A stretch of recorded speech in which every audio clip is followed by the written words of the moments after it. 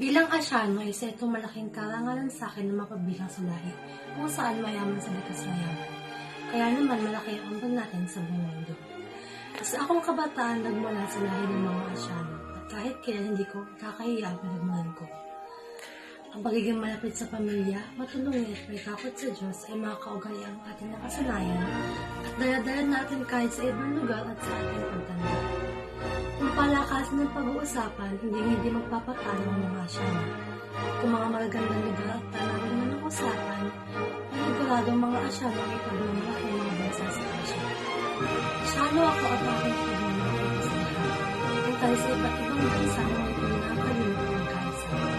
Tayong mga Asyano ay may pagkakaisa, respeto at tiyaga sa lahat ng bagay na gusto nating makamit. Dapat hindi natin ikahiya ang pagiging Asyano kahit ano pa man ang itsura o panlabas na anyo natin. Dahil ito ang binigay ng Diyos. Kung walang mga Asyano, malaking itong kawalan sa buong mundo, lalo na pagdating sa mga likas na yaman at pangangailangan sa araw-araw.